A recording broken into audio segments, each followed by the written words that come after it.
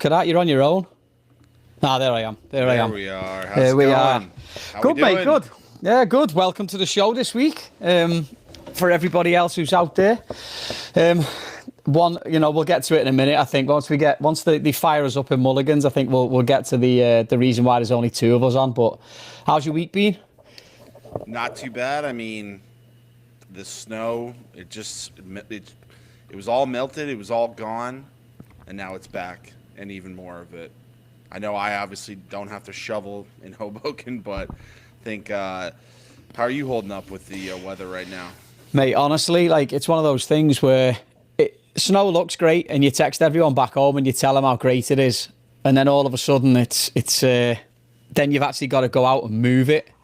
So there's nothing worse. Like, you don't sleep last night because you're worried about getting up in the morning. You can't overly have a drink because you've got to get up, and you don't want to do it hungover because you'll probably have a heart attack at my age. And it's just, so you can't really enjoy it as much anymore. But I'm sure, like I said, Life of Riley, and I'm hoping the lads in Mulligans will see this, because these are the best days when you could just walk down to the pub. You didn't have to shovel and do all that, yeah.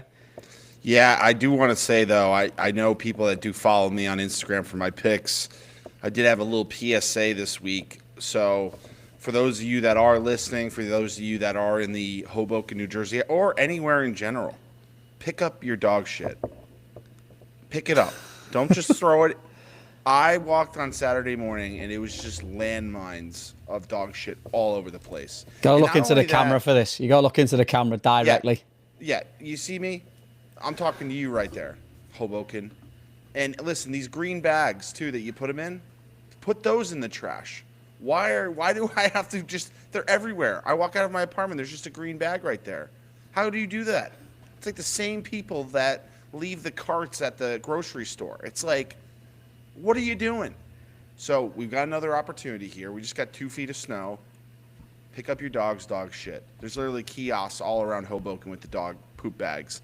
Order them on Amazon. Go to the store. Go to a bodega and get them. But clean it up. It's out of control. It needs to be stopped. Do something about it. That was a good PS. You all right? You feel like got off your chest? Yeah, it's out of control. I mean, I don't know if you're dealing with it up by you at all, but it's just like common decency. We're just dealing with using them. Like, I've just bought another 300 off Amazon yesterday, just to use them, if nothing else. Yeah, but it's a lot. USA hockey, big win. I know. Yeah, I mean, listen, I was fired up about that, the dog stuff, but listen, I could not be happier, ear to ear. I mean, we haven't won a gold medal in women and men's hockey, but we actually won women's and men's. So I want to give a shout out to the ladies as well. Great job by them. But first gold medal for the men since the 1980 team. So Canada's pretty much dominated the sport for the last few decades here. And, listen, there's a lot of complaints still coming out of them, probably the biggest, sorest losers, and all I hear from them is, the 3-on-3. Well, no one from Canada was complaining when they won the game against, Finland in the 3-on-3 overtime. Where were their complaints then? So, I don't want to hear anything from them. I know they're going to be really upset about this, but the next 4 years is going to be a long wait until the next Olympics. So they'll have to take that L and sit on it for a while. But listen, great job by Team USA. Shout out to them. I mean, listen, hopefully it brings some good vibes for the football team in the summer here coming up with the World Cup. But listen, it's always great to get a win and against a neighbor rival too. So it was awesome. That's fair. I didn't realize that was. Obviously, I know, but I didn't realize it was such a big rivalry. Yeah. But in hockey, I suppose, I don't know if it's going to happen in the World Cup, but you might see it, mightn't you? But I think I'm going to estimate that we're on in Mulligans now. So thanks very much for tuning in. Hopefully everyone in there is enjoying the snow day. I can imagine McKelvey's probably enjoying it a little bit too much, but that's just Mark. Just hopefully he's not on the top of his chair with his kecks around his ankles, but I don't think he does. Don't think he does that anymore. Make sure to tip your bartenders well too. They had to grind to get in there. Give back to them, all right? It's a PSA. Rian will be rubbing his hands together listening to that. We are down a man tonight. We've our illustrious third wheel is as usual running around like a blue ass fly, trying to just figure stuff out. So he may pop on. He may well pop in the comments. If anyone's got an opinion or wants to just slag Anthony off, you're more than welcome to stick something in the comments as well. If we come out with something that's absolute nonsense, by all means pop in. There was some good participation last week. Big shout out to Jethro. He did a great job of getting involved. Very Arsenal centric, but still it was... if anyone's listened to this show long enough, they'll know that Arsenal need a friend on this show, and he's definitely the Arsenal connection. So fair play to him. And if you're watching at home, you can like and subscribe, follow at Monday Night Footy at Mullies on YouTube, and you could be able to get the content every week. But let's get going. Yeah, and Anthony wanted to make sure this has nothing to do with the Everton's performance today. He wanted it to be clear, has nothing to do with that. I just wanted that to be out there. You're a good guy. I wouldn't have even said that, and I know a lot of people would have suggested it as well. But so just to start, before we kick off on the games, and we won't go to Everton first, we might save them till the end. For question of the week, a little bit easier, I reckon, this week. But again, you know what? Something to think about, something to argue about, and we'll give the answer towards the end of the show. The question is, name 6 clubs that have never been relegated from the Premier League. 6 clubs that have never been relegated from the Premier League. Like the McKelveys and the Salah Politos of the world will get this in about 2 seconds, but there's no disrespect. You know, maybe a couple of Americans don't know the backstory and what's happened in the past. So maybe I'll quiz you at the end of it. Yeah, that's going to be a tough one for me, but I think I'll give it my best efforts. Yeah, exactly. Speaking of best efforts, we did the podcast last week, but we did it before last Wednesday's game. So I figured we'll start off with that, because it was almost like Jekyll and Hyde from them last week, wasn't it? They go to Wolves on Wednesday and just capitulate.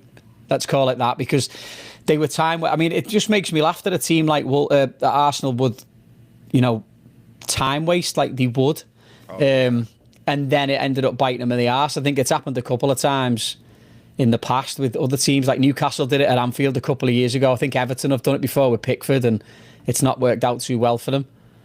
But yeah, I mean that's a tough one there. I mean, those are points that I think every Arsenal fan probably already had, probably etched in stone. And I think even us as a podcast, we said, hey, we don't even need to pick this game because we all know who's going to win. So I think we got to hold ourselves accountable a little bit there. I think this Wolves team, they're not gonna stay up, but they're fighting hard in every game.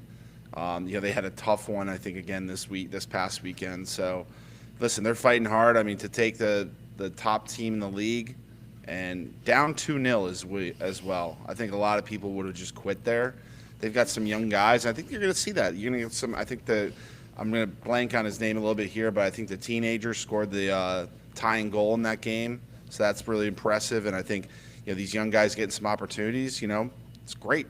But I think it's also awesome for the title race too. Yeah, is this one of these things where it's definitely good. It keeps it interesting, doesn't it? Because I think if they win that, and obviously they win at the weekend, it puts them just that little bit too far away, and that game kind of brings them back in a little bit. But do you think for Wolves, and we'll go with Wolves for a sec, like Rob Edwards, everyone was like, when he went in, they were like, it's a very, like, Anthony would call it a beige appointment. But do you think, like, the way that they're playing at the moment, they went close at the weekend, do you think that he's setting them up and they're really developing a little bit of a mentality and he's getting them ready for, to fight again and come back up next year? Yeah, I think absolutely. I think there's definitely been a change. I think when they were unwatchable the first probably 15 games of the season, and like you see Wolves and it's just like they're just not bringing anything to the table. I know obviously they lost some guys like Cunha, who's like their biggest playmaker. So it's like, how are they going to replace these guys? I think it took those players a long time to, just trying to gel too. I think whenever you lose guys like that, and they had Strand Larson, who was trying to get, sold to any team that would take him. He's at Palace now, but that's supposed to be your top goal scorer, and he doesn't even want to be there. So I think that's always tough vibe. So I think he's done a great job there. I think, I think we've seen how competitive the championship has become as well.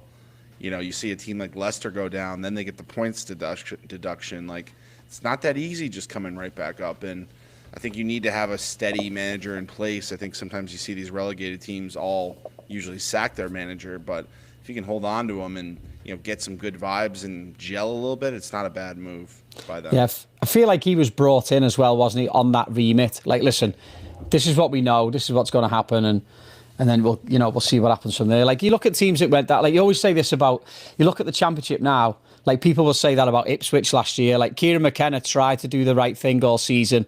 They played good football at times, but just weren't really powerful enough. And now they're sitting fourth in the Champ. And I know the top two in the Champ are kind of running away with it a little bit, but they're another one. They could be a threat, and they could be someone who comes straight back up again. So you would half hope that that's going to happen at Wolves as well. But we'll see. Either way, it made for a good game, didn't it? Yeah. And then it was all set up for Sunday, and you thought to yourself, oh God, they're going to go to Spurs, and Spurs are actually going to, new manager, a bit of a bounce, maybe they can get going, and then it just didn't happen, did it? Yeah, they got Ezade again. Apparently, I think this stat is he scored 5 goals this year against Spurs in North London derbies. So that's a guy that we talked about it last week, that Spurs wanted to sign him, they wanted to have him, and then he goes to Arsenal and he's just killed them in both of those games. And that first goal was beautiful too. Took a little touch, spun it up, hit it in. I did have him as a goal scorer, but we'll talk about that. But yeah, I had a little bit of a parlay there with him. I had Javi Simons to have a shot on target. All I need was Declan Rice shot on target. Didn't get it, of course. Can't pick a winner. So, but overall, it was an interesting game. I mean, Arsenal got off to a quick start with the goal, but Spurs answered right away. Then Arsenal answered back. But that second goal that was taken down for Spurs, I mean, what are your thoughts on that? That seemed pretty soft in my opinion. Yeah, it is a little bit dodgy. I think the biggest thing that wound me up about that whole game was the fact that the second, the whole ref communication system went down, didn't it? And it took the sting out of the game. And you look, didn't Arsenal score 2 minutes after the restart?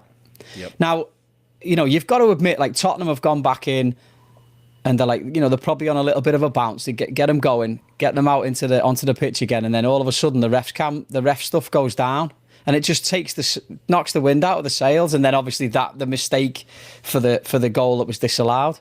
Yes. But it's one of those things where if you're in that mode and you're in that way when you're playing and things don't go your way and you just feel the weight of the stadium, like everyone was taking the piss, weren't they, saying like Spurs' fire certificate doesn't need renewing now for another 10 years because they were so effective on leaving the stadium on 81 minutes. Like, it doesn't help, does it, when you have fans leaving and the crowd get on top of you, and you just wonder if it's going to be a bit of a slog for Spurs in the running.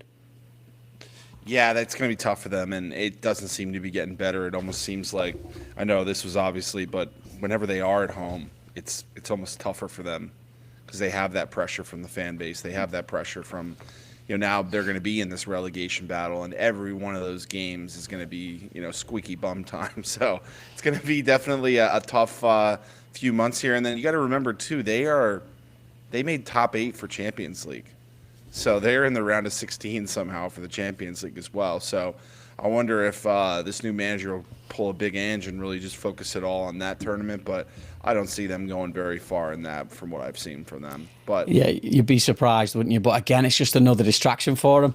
Distraction for them. And then Arsenal just, again, yeah, Gyökeres, he actually had probably one of his better games. And you can see when he gets up, like, I know Romero's, I think, still serving his red card, I think. But when he's on some of these defenders that he can bully, he had that Archie Gray, and he couldn't stand up against him. He was just so much stronger than him, and those were 2 of the goals those are the types of goals that they signed him for.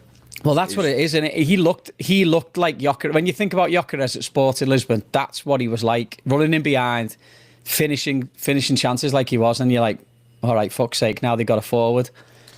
Yeah, it's definitely. I think that last one, Odegaard had a nice little through ball to him, and he made a great run, and you can see he's just kind of holding the defender's arm and just carrying him basically, and just drills it into the right corner. And his first goal too was a nice one as well, right at the, kind of the edge of the box there. Just really had a nice shot in. But yeah, I think they're, if they keep that rolling, I think they've got every opportunity. Obviously, us on this podcast don't want to see them win, but.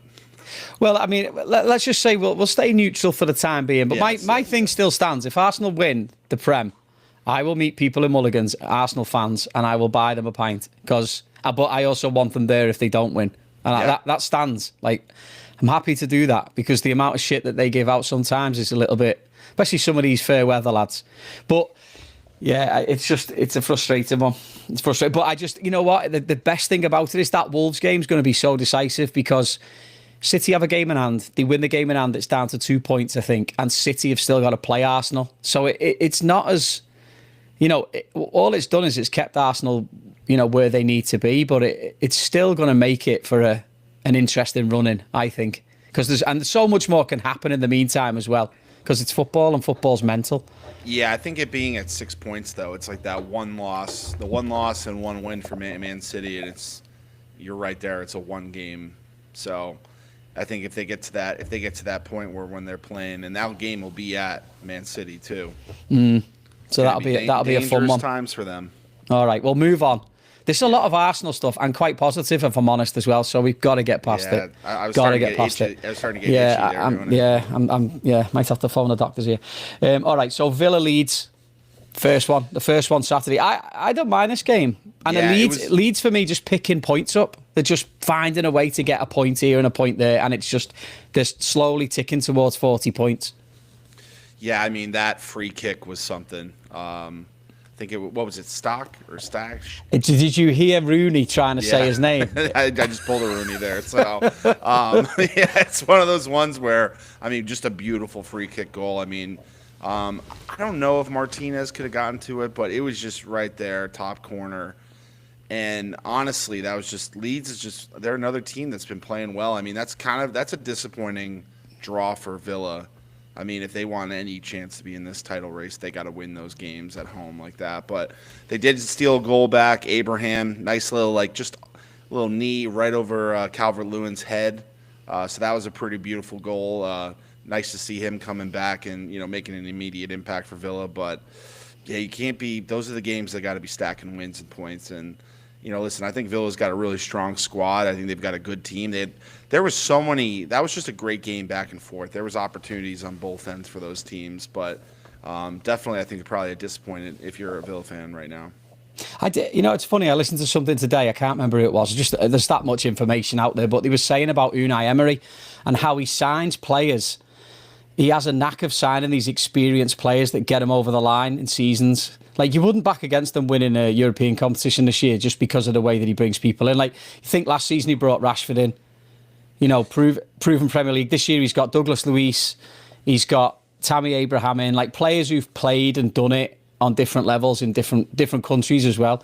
Like, he does a really good job of it, doesn't he? I think Villa, again, if you were to ask Villa fan, if you had to ask Ralsei, you'd straight away go, I'd take third place. He wouldn't he'd sound a little bit more gruff than that, but he would third place and maybe a chance to win the Europa League. Why season. Not? You'd rip someone's hand off for that for the Villa, and that should be the standard they hold themselves to. But yeah, all right. Brentford at home lost 2-0 to Brighton. James Milner, 654 games. Are you having all this other nonsense about him? He's not played anywhere near as many minutes. He played 89 minutes in that game, so. He's clearly was a big factor in that game, and he obviously provides leadership. He's a guy that keeps himself in great shape. He's a pro's pro. You hear all these stories about when he was at Liverpool, and they'd have their conditioning test or whatever at the beginning of the season. He's just lapping guys, and no one's even close to his fitness level. So I think a guy like that. Listen, he may have had some injuries here. He may not be playing. I think Gareth Barry's the guy that he beat his record, and he was playing a ton of minutes up until the end there. But listen. All guys go their different routes there, but it's still a really, really good accomplishment, and it's crazy to see. But you think about it, Wiz, even put it in the terms of any sport, NFL's the same thing. If you've got a player, it's impressive if you play every game for 10 years, but if you're a player that plays for 20 years in the NFL, there are players who've done it, but. It's the getting up, it's the discipline, it's the going through pre-season every year, it's keeping yourself at the top of your game, it's recovery, it's managing injuries, it's everything. So people will go after him and go, oh yeah, but he's played like X amount of 1,000 minutes less than Barry, so it's a load of bollocks. But the reality is, put yourself in those shoes. How hard is it to get up for pre-season? It's hard enough to go for a bloody run. Well, nowadays. I think it's even harder in this sport too, because if you think about it, when does the preseason start for a Premier League player. First, yeah, usually like July 1st. So July 1st, and think about the guys that also had to play in that Club World Cup this summer. There was no offseason for – there was a player from Chelsea. There was no offseason. They played literally up until the summer. They may have had a couple weeks off. Then they're right into camp. This goes all the way until, for some people, June, right?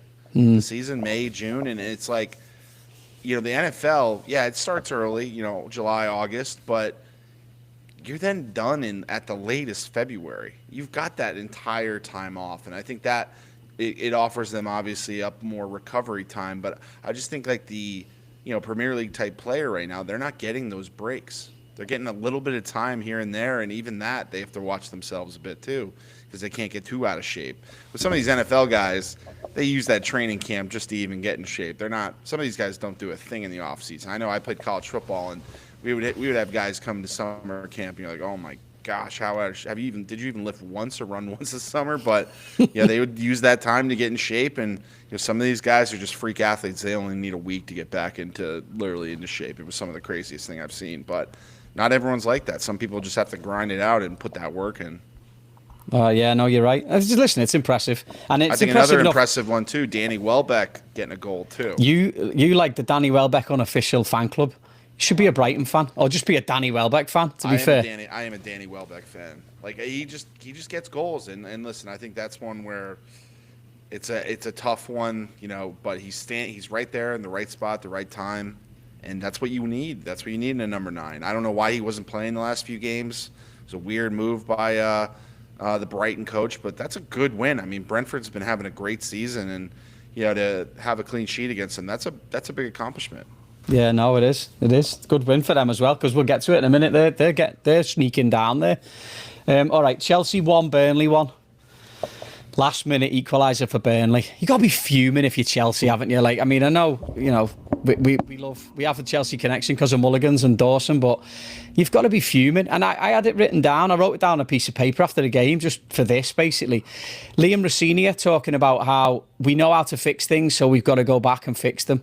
Like, that's great. And people can, again, if people want to throw in opinions and tear me to shreds, that's fine. But if you're a Chelsea fan and you hear Rossini say something like that, and the guy's obviously been brought in because he's probably on the cheap and Chelsea are flying through coaches, yes, and he's a bit of a yes man, and the whole PE teacher thing, and the things that go around. There's no question he knows anything about. There's no question that he's got a good football knowledge. There's no question that he can understand what's going on. But if you're a Chelsea player and you look at him, no real pedigree as a manager or a coach, wasn't all that as a player. You're like, why am I listening to him? And then the Chelsea players will probably going, well, given the way that this club is, he'll be gone in 6 months. So I'll just hang on until the next person. Especially at Chelsea, I'm on a 7-year contract. Like some of the other bananas contracts they've got over there. Why would I'll just sit on my hands for a little bit and just see what happens? Because he hasn't got the presence for me. And I don't think right, lads, this is what we need to do. I just don't think the players are having it. Because think about other managers in the league. First of all, 1-0 against Burnley. Worst case scenario, 1-0. You dig in and you get to the end of the game. But it just didn't happen. Yeah, I think it's probably the last few weeks the Chelsea fans got to be so frustrated because I think they left about 4 points on the board in both those games. Cole Palmer should have had that goal last week. And then this week they give up that late winner, and it's like you look at the season, it's like they should be in a much better position than they are, but it's like they can never get anything rolling. And they're a very frustrating team to watch too. It's just it doesn't look clean. I think you're absolutely right. It's like who's the person delivering that message? You think Cole Palmer's listening to him? You think Enzo Fernandez, who's complaining the entire game, you think he's listening to him? He's a World Cup winner. Like it's some of these guys they have in that locker. A Reece James is a pretty think about the managers they've had. Champions League. Like they've had Tuchel. They've had some of these guys that they've had in there. It's like even Maresca was doing a pretty decent job. At least he won some trophies. I mean, he won a trophy for them. So I think it's just one of those things where it's just a frustrating year for them. They should be in a much better position than they are. And, no one's really playing that great for them either. No one's really having that standout season. I know João Pedro, I think that's been a home run signing. He seems to be gelling there. But one of the things I think they say that they're missing out on right now, they said that Nicholas Jackson, I know everyone kind of would shit on him for missing a ton, but those runs he would make, it would just open up everything. And right now it just seems like they don't have that number 9. João Pedro's more of a 10 that wants to kind of sit back and get the ball and have more space. When they play Delap, he is not really done.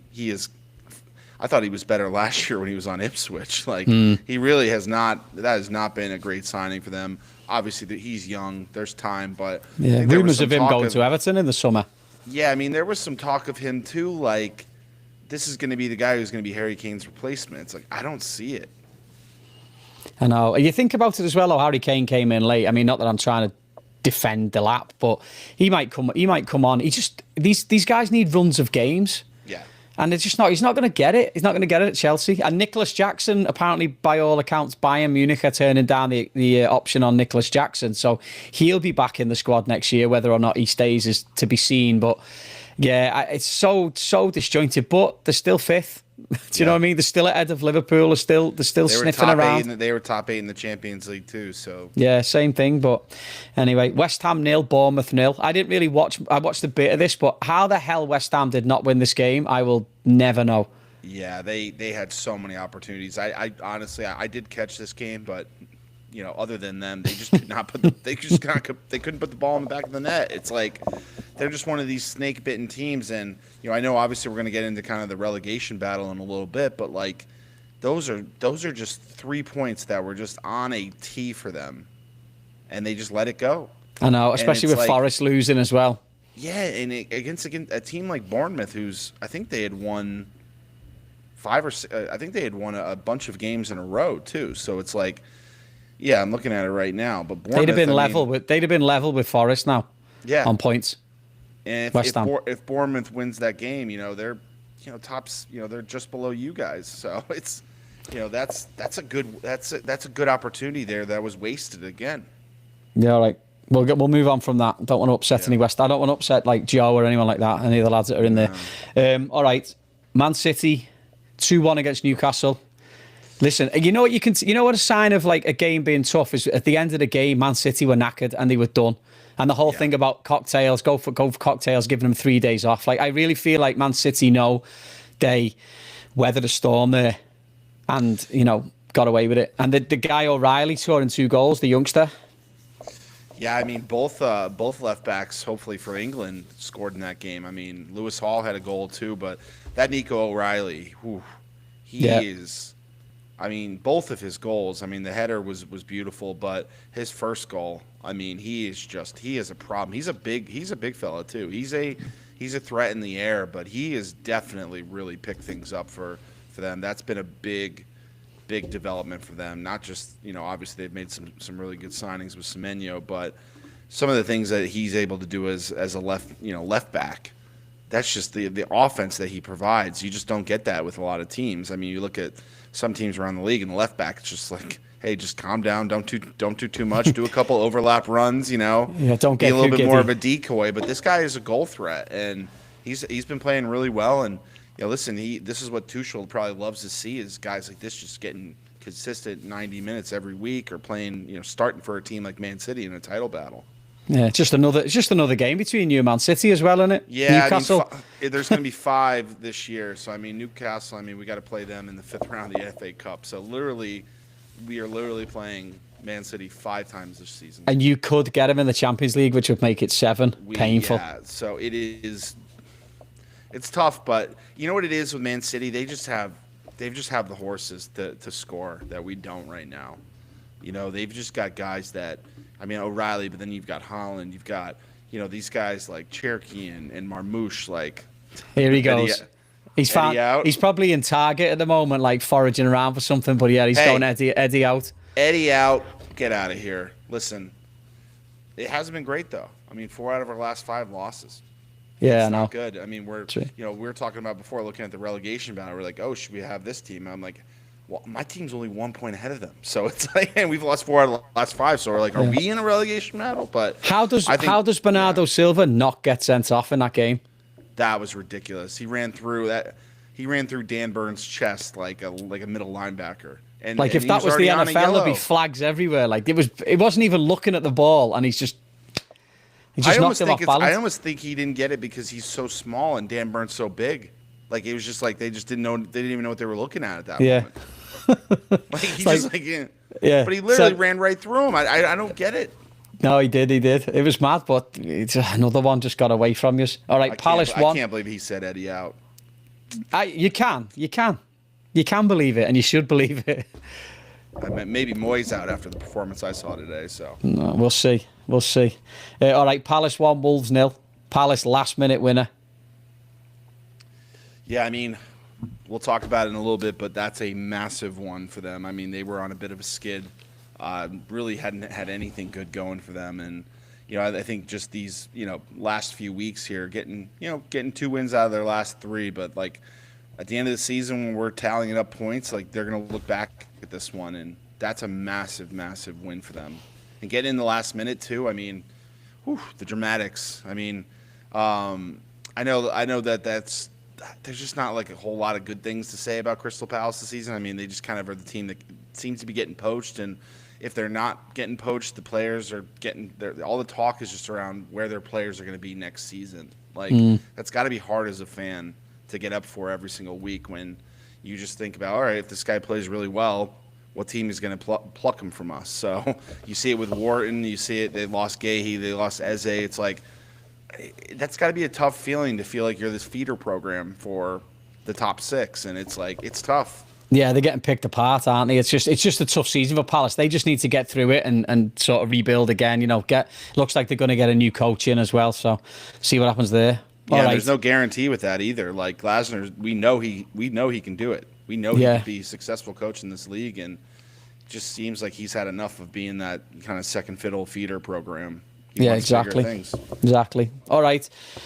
We've got a couple more left, and then we'll move on to the topic we were going to talk about. Forest 0, Liverpool 1. Absolute smash and grab.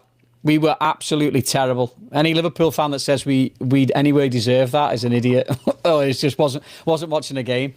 And the relief when the first one went in and then it got brought back, because it was handball. You can't allow it. It's hit his arm and gone in.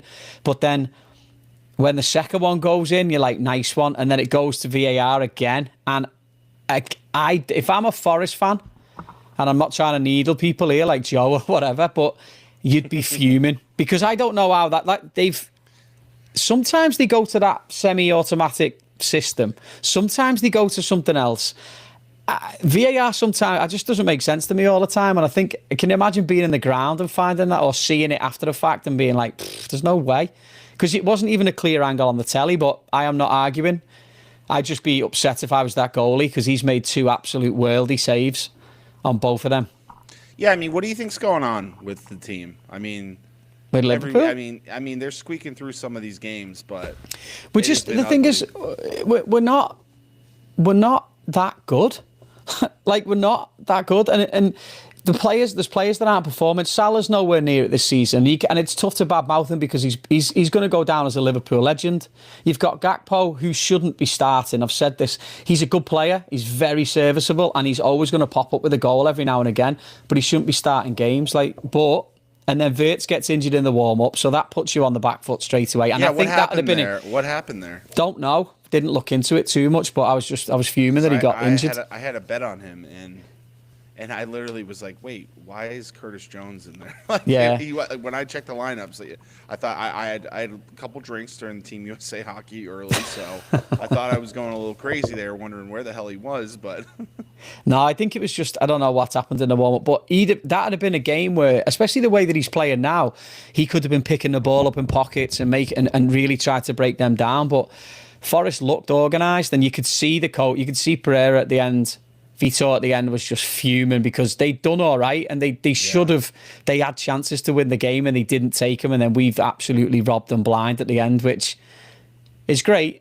But I'll take it, because it's 3 more points and it puts us right up there. But yeah, if you're Forest, you're fuming. But it has massive implications, which it could be more frustrating from a West Ham fan, because if they'd have just got a goal on Saturday, they'd have been right level with them now, and they'd be all over it. But we'll move on from Liverpool. No worries about that. 3 points and go. Sunderland got beat at home again. Was it right? You said before they've lost 4 of the last 5. Yeah, they've lost 4 of their last 5, and they've lost their last 2 at home when they previously had not lost a game at the Stadium of Light. But basically, yeah, I mean, you're starting to see a little bit of, a little bit of the shines falling off a little bit for Sunderland right now. I think that they're a little bit in a downward tailspin. I mean, they did give up. I mean, that Harry Wilson, he had a pass to Iwobi in that game for that goal, but that's a great win by Fulham. Honestly, getting up there, Sunderland's not an easy place to get a win. Winning that game 3-1. I mean, they're in middle of the table, but those are 3 points that I think they're like, whew, that's a nice win up there. And Fulham's got a good team. They've got good players, and they're another situation. We talked about Crystal Palace before, but I know they're kind of waiting to see what's going to happen with Marco Silva. But I bet you they are praying they can hold on to him somehow. But you got to give him something to keep him there too. And I think he has sights on. He's another guy. He wants European football. He wants that opportunity to play in those big games. And is he going to get that at Fulham? Probably not. Yeah, it's a tough one as well. And if you're a Fulham or you're a Palace or you're one of these sort of you're in the middle of London, but you're not the top draw London clubs. Like, you just wonder how hard it is to be in a position like that. And grateful that you've got a job, but at the same time, like, knowing that your players are going to get picked off, because you imagine Harry Wilson's going to go if he's out of contract. I'm sure he's waiting for Silva as well. But there's other players in there that might be tempted away because they are. Oh, yeah.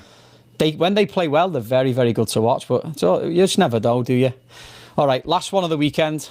It's just happened today. I fell asleep in this game in the first half. Not because, half and half. Half because I've been out shoveling snow all day, but half as well because it was just a load of shite. And then, to be fair, the goal for Man United was decent. The pass from Cunha, which, again, I'm going to put a petition. I'm going to write to Fantasy Premier League because I've got him in my team. How the hell he doesn't get any credit for that as far as fantasy football is beyond me. That pass was quality. And then, obviously, Mbeumo plays in Sesko. And yeah, and Sesko left Tarkowski in the dust. I mean, it was like Tarkowski was going in slow motion there. So yeah. Sesko, I know he's not quite cracking the starting lineup yet for Carrick, but I think Carrick's done a good job of picking the spots in the game where he thinks, all right, they've got some tired legs out there for Everton. They've been defending a lot of this game. Let's roll this guy out there, and hopefully we can get him on a little bit of a counterattack there, which you got the speed of Mbeumo and you get the quality of that pass you had from Cunha, and then Sesko. I mean, he just had to really kind of tap it in there, but yeah, wasn't the best game. No, wasn't the best game that for me. That first half was a tough watch, man. And it was. I feel bad. It wasn't anything. I feel bad for Evertonians as well, is because every game at this new stadium seems to be midweek, and I've said this a couple of times before. And the same thing next week. They've got Burnley at home, but it's on Tuesday night, and it's the Saturday. Ironically, they're playing Saturday this week, but they're playing Newcastle away. Like, it must be difficult to get up for a Monday game all the time. Like, you've been to work. You've got to go to work tomorrow.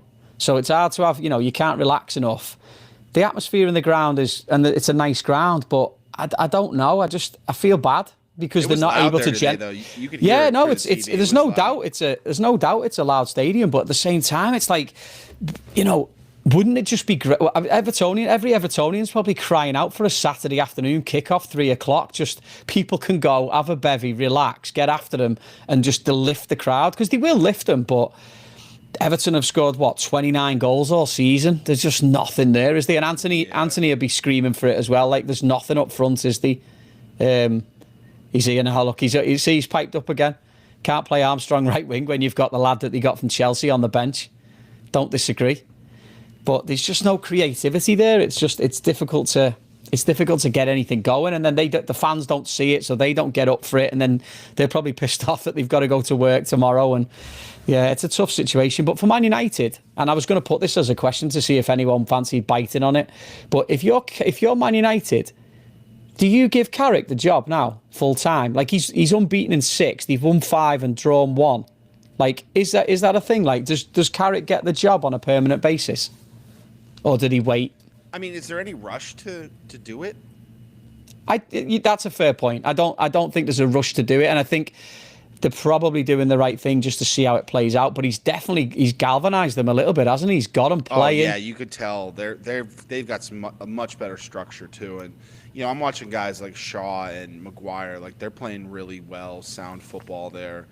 and they've just got now that's the one thing they didn't have last year is they have this quality of they've got the Cunhas and they got them Buemos and Sesko's starting to put some goals in too. Like I think you could probably I hate to say it, but you could probably I think that there's no way that they're not finishing top 4 this year. They have no European football they have to worry about. They're out of most of the cups. Like I think all they have to nailed do on. is focus on the league and that's it. And you know what the biggest, and this not to sound silly, but I look at Shaw and I look at Maguire, English players who get it, and I think you'd argue that they would play for United no matter what. But I look at players like Casemiro, who was dead and buried, and now all of a sudden he's fist bumping Carrick after games. He's up for these games, he's in it, he's involved. He's almost like he's got a new lease of life. So well, I think having Mainu back in that central midfielder role because Fernandez was too much an offensive threat for him just to sit back, and I think that's where things really were causing problems for them because Casemiro would then get left on an island. Well, that's it. And some of these midfields. And for him, he's probably like, well, this is brilliant now. We've got a manager who knows how to play to players' strengths and put players in the right spot. So I think they're getting a bounce all around. The players look like they're enjoying it. I hate to say it, but it's true, innit? I mean, you feel like that's going to be the thing for United going forward. And again, with 12 games left, you don't feel like they're going to slow down. So no, not at all. They might even push Villa for third at this point if they can carry on going. If they can carry on going, but if you think should Carrick be given the job on a permanent basis, fire it in the comments and see what comes out. Maybe we get it, maybe we don't. Be interesting to see what Man United fans think about that, especially the guy who needs his hair cut in. I'm sick of talking about, but he keeps popping up. But it's doing me head in. All right, okay. So we'll get to the predictions because I knew we'd talk loads about these games, but we'll get to the predictions in a minute. And the other question as well, but just talk quickly about relegation. It's almost like the race for relegation. There's teams in there that are doing the right thing, and then there's teams in there that are struggling as well. So I know you said this before. You would argue this with me, but I would go as high as Brighton. As far as this, I think. If we're gonna put Brighton in there, we probably do have to put Palace in there too. But I just think that if you're going to ask me right now, I think Forest is the team that I'm circling to go down. I think West Ham's going to figure it out. I think they're going to get ahead of them. But there's something about Forest. It's just, the amount of managers they've sacked, the amount of change they have there. I know they've got some good players on that team, but they just struggled. It's a sludge to score a goal for them right now. And I think West Ham, is another missed opportunity this past weekend for them, but they've definitely been playing better football than Forest has at this point. And I just think that they've got a better opportunity. I called it a couple weeks ago with Forest, and I'm sticking with it. They're going to go down with Burnley and Wolves. You look at Forest games, right? Forest next 4 games. Brighton away, tough. City away, tough. Fulham at home is no gimme because they've got a good away record. For the most part, especially last week winning at Sunderland, and then Tottenham away, which will be a big Tottenham game will be massive. Yeah, which it's crazy that we're talking about Tottenham in this way, but they're another one, right? What's that stat that's out today? That joke that's flying around? Macclesfield, Mansfield, and Wrexham have all beat more Premier League teams in 2026 than Tottenham have. They just can't seem to find the points, and even they've got Fulham away next, then they got Palace at home. Then they got Liverpool away, and then they've got that Forest game at home. So these games coming up are really going to define it. That's why when you look at West Ham, it's like, fucking hell, lads, if you'd have just won on Saturday, you'd have put yourself in a good spot. But I have to say as well, I think Forest, because I just don't think this guy's going to get him. But again, you know what? I've been wrong many a time on this show this year, so I could be talking out my arse. What else have we got? Who else have we got? Even Brighton, But I think Brighton will be okay. I think the manager just needs to play Danny Welbeck. That's it. You love Danny Welbeck, you lad. Love him. I don't disagree with that. Bring him to America this summer. If he keeps scoring like this. Could you imagine if he's on that plane? It'd be brilliant. But the thing is, we don't have. I watched that Villa game. Ollie Watkins, he was going offside so much, and he really did not play well in that game. Until they took him off and put Abraham in, that's when they got a goal. So I don't know if Ollie Watkins is the answer. I know he had the big goal in the Euros, and Kane, Kane has really been ripping it up, and he had a couple really nice goals this past weekend. But I don't know, man. You look around the league, you see Welbeck, you see Dominic Calvert-Lewin. It's like some of these guys can be that reliable number 9, and it's like they're going to be the backup. So it's like this is like break glass if you need, or if we're up big in a game, and you want to get Kane some rest, because you got to remember too, like that heat this summer is going to be no joke in America. We both live here. We know what it's like around here, and they're going to be playing games in Mexico. They're going to be playing games in Dallas. Like they're going to be playing games in some of this weather. Miami, Florida. Oh my gosh! Like, well, aren't they saying that if England make it through, if it plays out, England will be playing a round of 16 game in Miami? Is that right? I don't know. It's one of those games. Yeah, you know what it's like down there? It's a swamp. Oh, I mean, obviously, it's not. And it rains every single day. It's not funny, but it is funny. Like Scotland are playing Brazil in Miami. Like that's going to be horrendous for Scotland. Like there's going to be no sunscreen left. Actually, no, there will be, because they don't use sunscreen, so they're just going to be just lobsters running around everywhere with Scotland tops on. Yeah, the farmers' tans are going to be. All right, what about Leeds? Leeds, I'll tell you, Leeds they're doing a sneaky job of just picking points up. And we were critical of them because of that run they went on. But they got walloped by Arsenal. But apart from that, they took a point off Chelsea away. They took a point off Villa away. They beat teams as well. They've got their run is they got City at home this weekend, which is a tough one. Then they got Sunderland at home, Palace away, and Brentford at home. Games. I mean, if you look at the way they've been playing and the way that the momentum is going, they're winnable games, aren't they? Like, all right, City's a free hit. You can. You know what? Play what you want. If you win, you win. If you don't, you don't. You set up the way you want to set up. But those other ones, they got to be looking at that going, if we can just take points. Because I genuinely think this season, 40 points is going to be needed to stay up, given the fact that like West Ham are where they are now and they've got 25. Burnley, I think, and Wolves are probably gone. I think I may have said that their manager was going to be the first one to be sacked too. So I said the same thing, only because I knew the fans weren't all over him. But no, true. It's been an impressive last few weeks, and they've got guys like Aronson and Calvert-Lewin. They've got these forwards that can make things happen. So we'll have to put that in a poll. We'll put that in a poll on Instagram after. Who's your pick to go? Who's that third team that you think is going to go? For me, I'm going to say Forest. But what did you say a few weeks ago?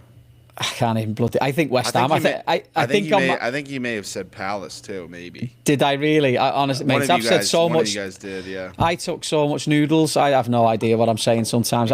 If you could run it back, if there's a way of running it back, some of the comments that I've made this year are just outrageous. You think, how have I made a living in football for 20 years in this country? Not as bad as your picks last week, though, right? Sure, well, we'll get to that now. But before we get to it, just quick, I'll repost that question. I'm sure people have already answered it in the pub, but the question was before the show was, name 6 clubs that have never been relegated from the Prem. So if you want to fire into the comments what you think, again, like the seasoned veterans, your McKelveys, your Sals, your Blackpool Adam, the lads who answer these questions on a daily basis, Graham Page, they'll get it, Ralphie. But I think the newer fans... I think I know probably 4 of them. Okay. There's a couple that I think are questionable. We'll ask you at the end. But before we get to the end, I mean, listen, I've got to be honest with you. The end for me, at the moment, I'm going to fire up the